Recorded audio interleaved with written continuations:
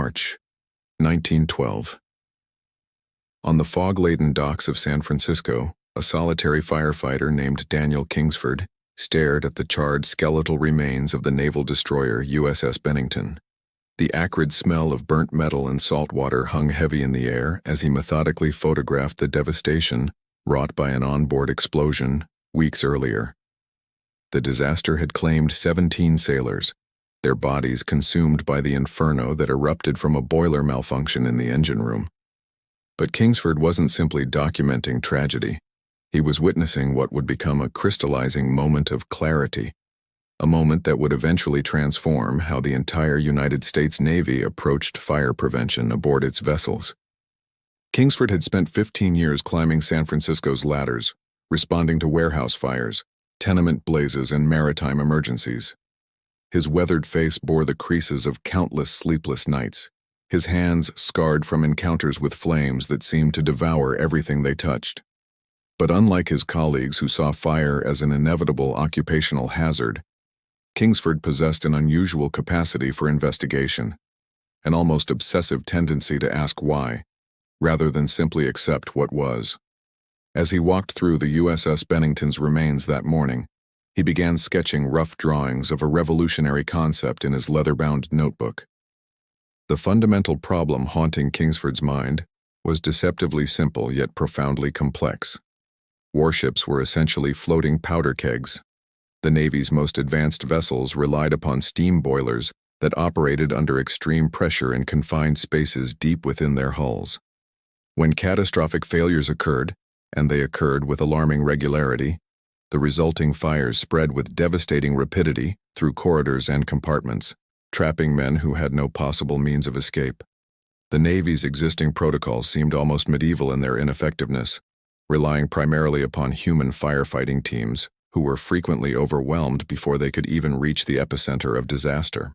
Kingsford's revolutionary idea emerged from this recognition. What if fire could be suffocated rather than fought? What if, instead of sending courageous sailors into infernos armed with limited equipment, the Navy could automatically flood critical compartments with non-flammable agents that would instantaneously suppress combustion? The concept seemed almost absurd to his contemporaries, an impractical fantasy born from the imagination of a municipal firefighter who possessed no formal engineering credentials and no connections within the Navy's command structure. When Kingsford first presented his concepts to San Francisco's fire chief in April 1912, the reception was chilled at best, dismissive at worst. Fire chiefs and admirals alike had established hierarchies of authority, and a low-ranking firefighter questioning centuries of naval tradition seemed presumptuous at worst, ridiculous at best. Kingsford was essentially told to focus on his municipal duties and leave naval matters to those with appropriate credentials and rank. This context comes from historical maritime safety records archived at the San Francisco Maritime Museum and documented in the Naval History and Heritage Command's Fire Safety Protocols database. Yet Kingsford's determination only hardened. He was not a man who accepted rejection as finality. Over the following months, working during his off hours in makeshift workshops and borrowed laboratory spaces, he began conducting experiments with various suppression agents. He studied chemistry texts, consulted with industrial chemists who sympathized with his vision, and continued meticulously documenting cases of naval disasters that might have been prevented had his proposed systems been in place. The weight of rejected vessels, rejected proposals, and rejected opportunities would have crushed ordinary men. But Kingsford possessed an almost spiritual conviction that his idea could save lives. Hundreds of lives, perhaps thousands. The real test would come not through official channels but through persistence, serendipity, and the catastrophe that would eventually force the Navy's hand. September 1913.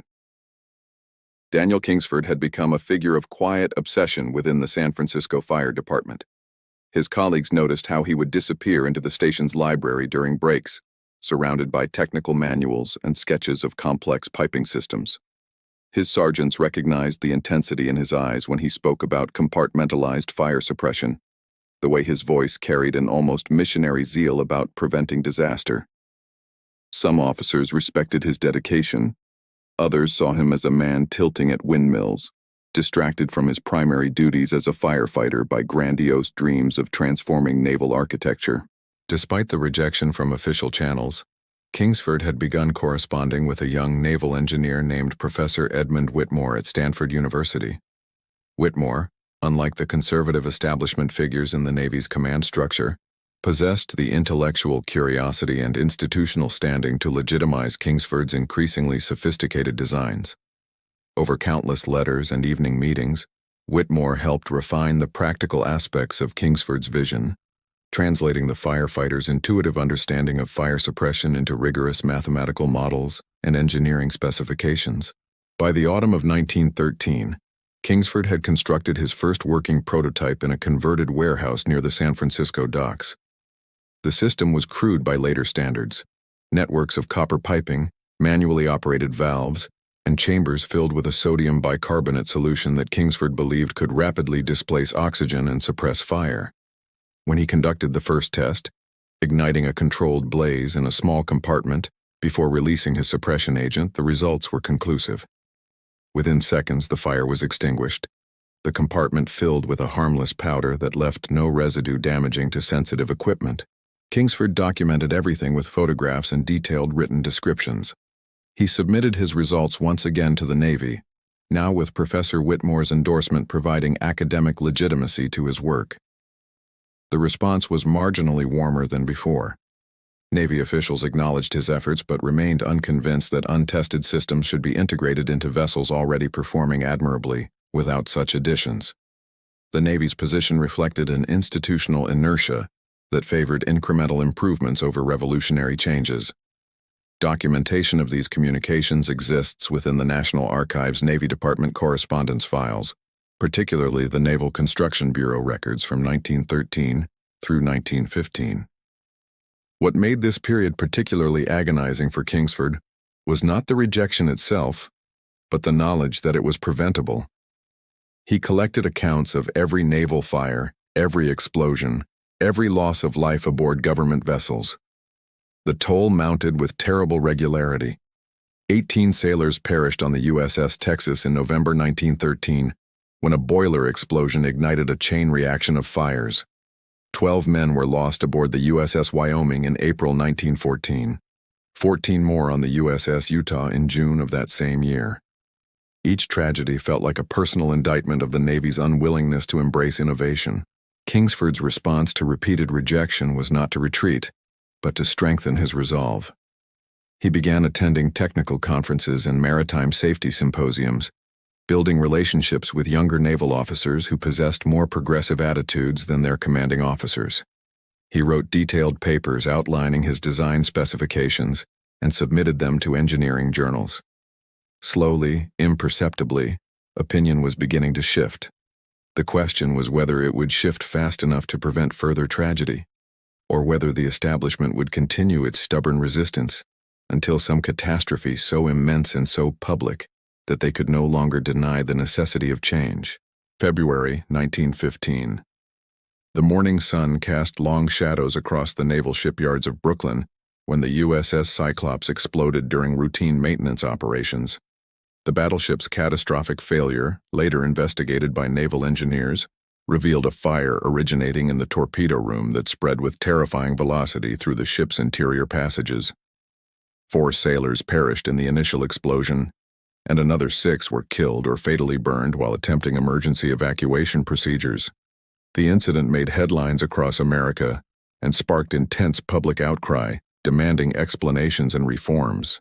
Daniel Kingsford, now living in New York to consult with various engineering firms, learned of the disaster through newspaper boys shouting headlines on street corners. He immediately traveled to the Brooklyn Navy Yard and, leveraging his reputation and connections, managed to gain access to the damaged vessel. What he witnessed was profoundly disturbing. The USS Cyclops disaster could have been entirely prevented.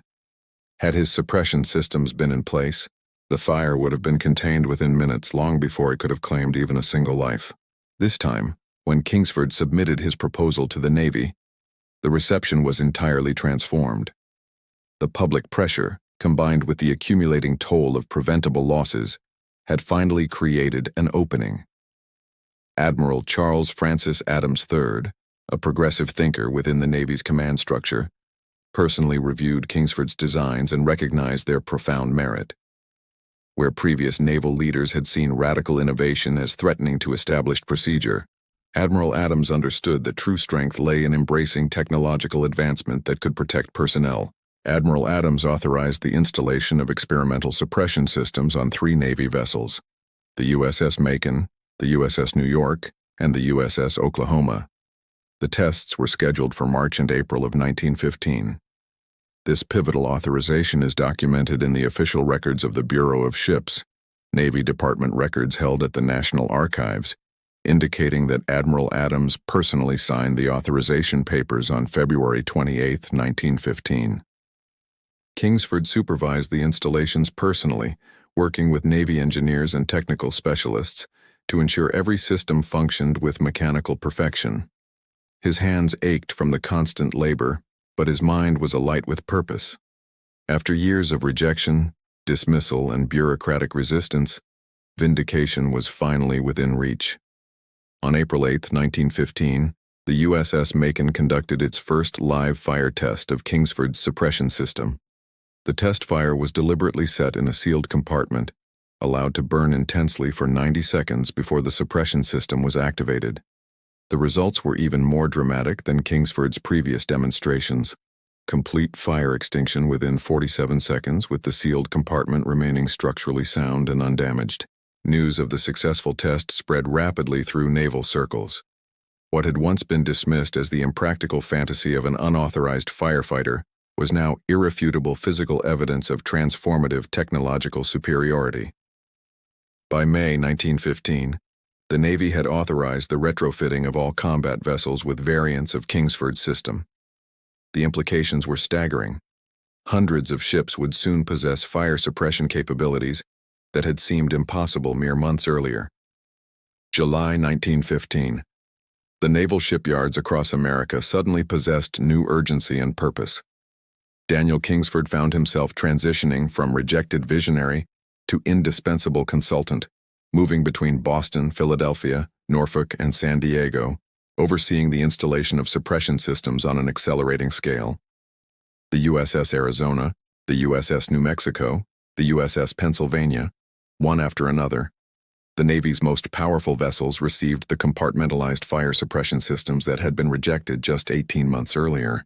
What initially required months of careful installation gradually became a streamlined process as Navy engineers and technical specialists mastered the systems.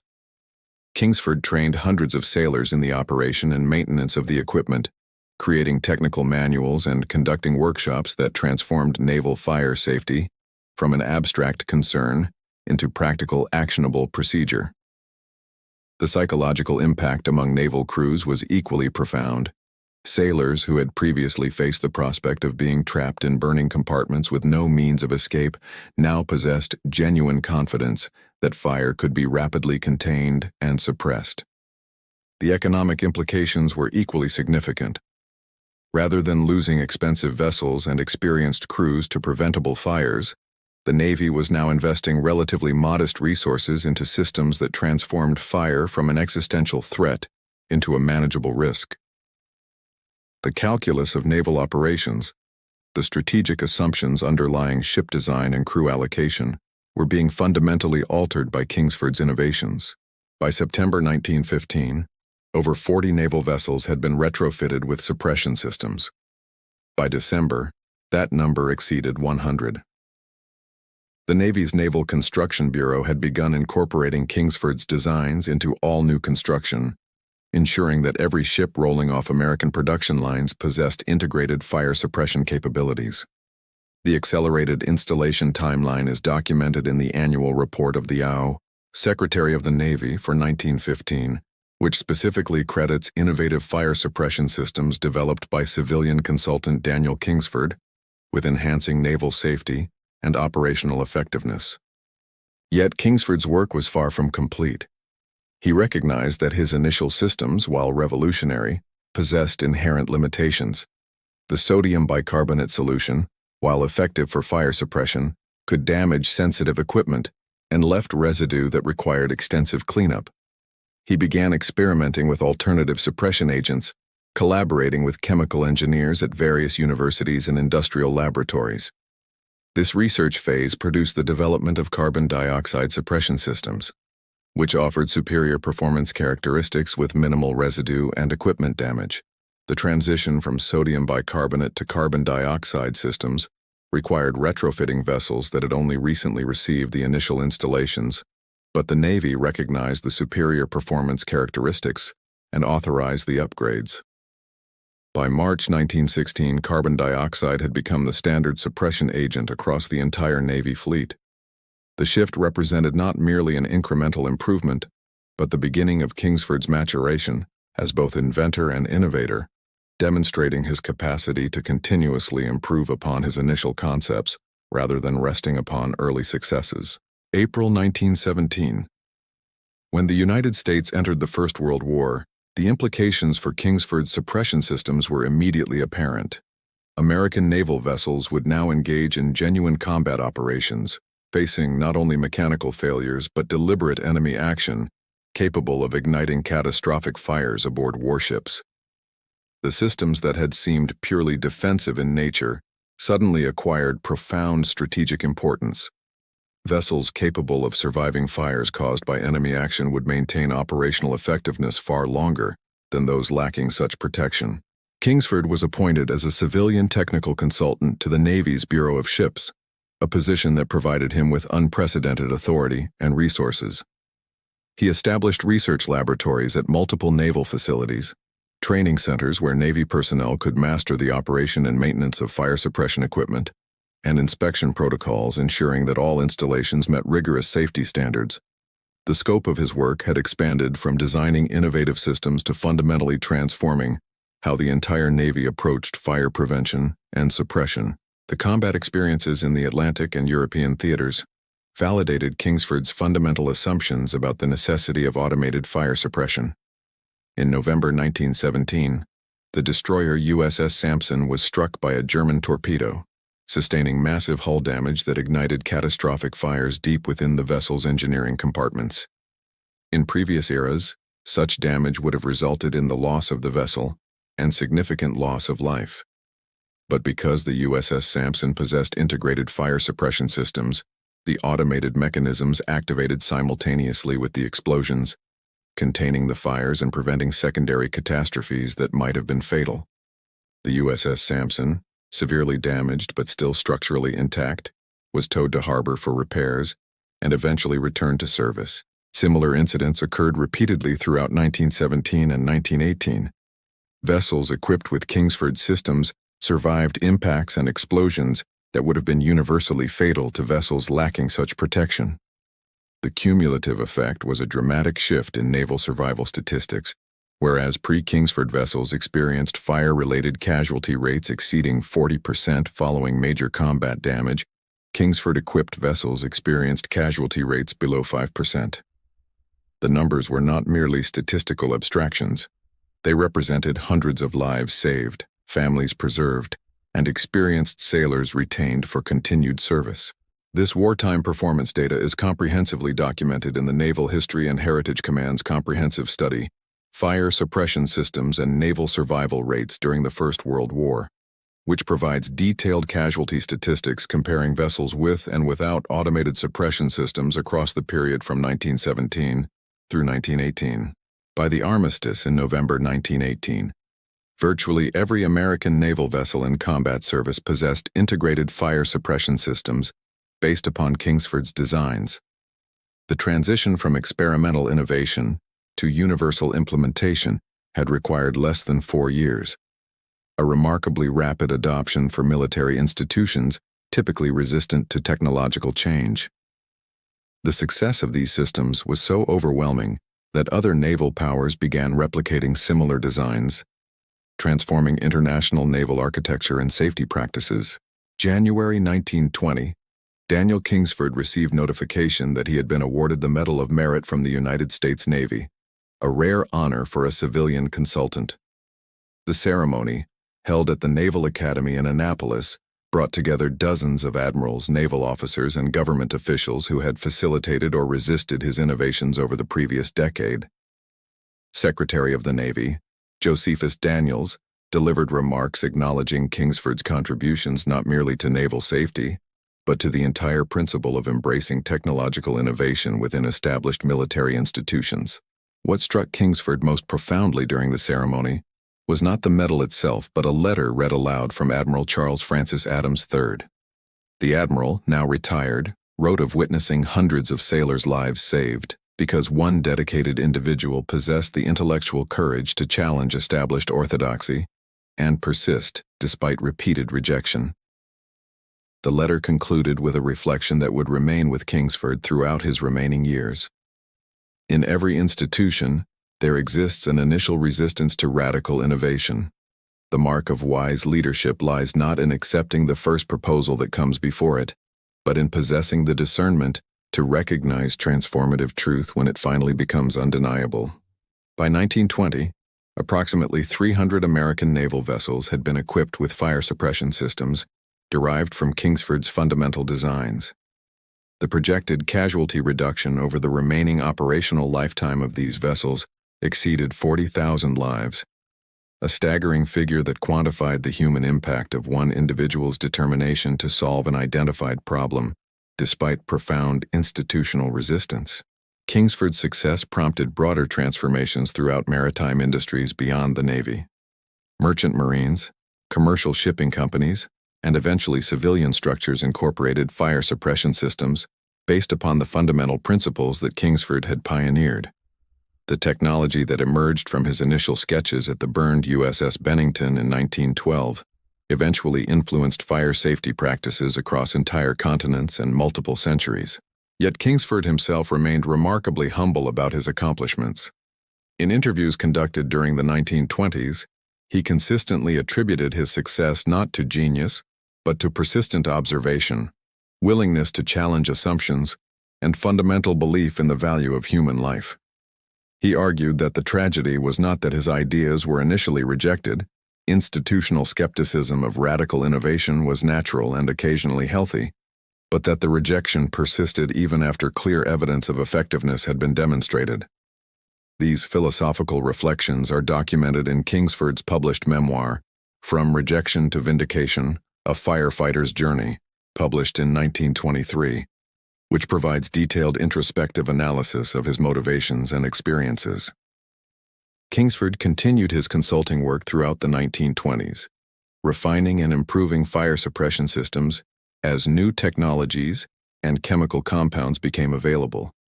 He also became an increasingly prominent advocate for innovation within established institutions, arguing that organizations possessed moral obligations to embrace technological advances capable of reducing human suffering, even when such advances challenged existing practices and procedures. March 1930. A decade after receiving the Medal of Merit, Daniel Kingsford stood before assembled international maritime safety officials at a conference in Southampton, England. The occasion was a formal recognition of his fundamental contributions to maritime safety practices that had now been adopted across multiple nations. British, French, Japanese, and German naval representatives acknowledged the ways that Kingsford's innovations had transformed their own naval operations and safety protocols. What made this international recognition particularly significant was its implicit acknowledgement that technological innovation transcended national boundaries and political circumstances. Systems designed by an American firefighter to protect American sailors had been adopted and adapted by nations that were political adversaries, military competitors, and in some cases former military enemies. The universal recognition of fire suppression systems' value reflected the fundamental principle that human safety possessed moral significance that superseded international conflict or political ideology. By 1930, comprehensive statistical analyses demonstrated that fire-related naval casualties had declined by approximately 83% compared to the pre-suppression era. The reduction represented not merely improved training or better equipment, but a fundamental transformation in how naval vessels approached the most catastrophic threat they faced. Vessels that had previously been vulnerable to conflagration could now survive fires that would previously have been fatal. Kingsford's health began declining in the late 1920s, the cumulative effects of decades of physically demanding work and exposure to industrial hazards gradually restricting his energy and mobility. By 1930, he was substantially retired from active consulting, though he maintained advisory roles and continued writing technical papers and reflective essays about innovation and institutional transformation. His final major project involved developing improved training protocols for fire suppression system maintenance, ensuring that subsequent generations of sailors would possess the technical knowledge necessary to maintain equipment that they had not personally designed or installed. The naval fire suppression systems that Kingsford pioneered continued evolving throughout the 1930s and 1940s. New suppression agents, improved valve mechanisms, and more sophisticated compartmentalization designs emerged from the work of engineers who had been trained in Kingsford's fundamental principles. Yet even as the technology advanced and improved, the core revolutionary concept remained unchanged. Fire could be automatically suppressed through compartmentalized systems rather than relying exclusively upon human firefighting efforts. The comprehensive technical evolution of fire suppression systems is thoroughly documented in the Bureau of Ships' Technical Archives and in numerous engineering publications from the period, particularly Advances in Naval Fire Safety, 1912 through 1940, published by the Naval Institute Press in 1941. November 1942. Daniel Kingsford, now in his early 70s, received word that the USS Arizona, the battleship he had personally overseen retrofitting with fire suppression systems nearly 3 decades earlier, had been selected to participate in a comprehensive statistical analysis of fire safety performance during contemporary naval operations. The USS Arizona represented one of the oldest vessels still actively serving, and its continued operational effectiveness despite extensive combat operations during the Pacific War represented a testament to the durability and reliability of systems designed during the 1910s. More significantly, submarines and surface vessels equipped with Kingsford-type fire suppression systems were demonstrating consistently higher survival rates when damaged by enemy action compared to vessels lacking such systems. The Second World War, far more technologically advanced and dramatically more destructive than the First World War, was providing definitive proof that Kingsford's innovations remained as essential and as effective as they had been during their initial implementation decades earlier. The broader implications of Kingsford's legacy extended far beyond naval applications. His fundamental insight that systematic engineering solutions could replace or substantially enhance reliance upon individual heroism and improvisation had influenced industrial safety practices across multiple sectors. Fire suppression systems inspired by Kingsford's designs appeared in factories, warehouses, commercial buildings, and public structures throughout the developed world. The principle that human life possessed sufficient value to justify substantial technological and financial investment had become almost universally accepted, at least in technologically advanced nations. Kingsford spent his final years writing his memoirs and corresponding with younger engineers and innovators who sought his counsel on persisting, despite institutional resistance to revolutionary ideas. He emphasized consistently that his success derived not from unique genius but from determination, careful observation, and refusal to accept rejection as permanent verdict. He also cautioned that innovation required humility and openness to criticism, arguing that revolutionary ideas sometimes failed and that institutional skepticism, while occasionally excessive, served legitimate purposes in filtering out genuinely impractical proposals. Daniel Kingsford died in January 1944, at the age of 79, surrounded by family members and a few close colleagues who had worked with him during his most productive years. His obituary appeared in major American newspapers, acknowledging his contributions to naval safety and maritime innovation. Yet the true measure of his legacy was not the memorial tributes, but the continuing functionality of systems that bore his influence, protecting naval personnel and commercial mariners across the globe. By the end of the Second World War in 1945, fire suppression systems derived from Kingsford's fundamental designs had been installed on virtually every major warship operated by the United States, British, and other Allied naval forces. The estimated lives saved by these systems across both world wars exceeded 150,000, a number so vast that it transcended statistical abstraction and became a statement of historical reality. One individual's determination to challenge institutional orthodoxy and persist despite rejection had fundamentally altered the course of human history. The ultimate vindication of Kingsford's vision arrived not through medals or public recognition, but through the simple truth that thousands upon thousands of sailors and their families were alive because he refused to accept the word no as final answer. His story remains a powerful testimony to the value of persistence, the importance of believing in transformative ideas, and the profound human consequences that flow from innovation pursued despite resistance from established institutions.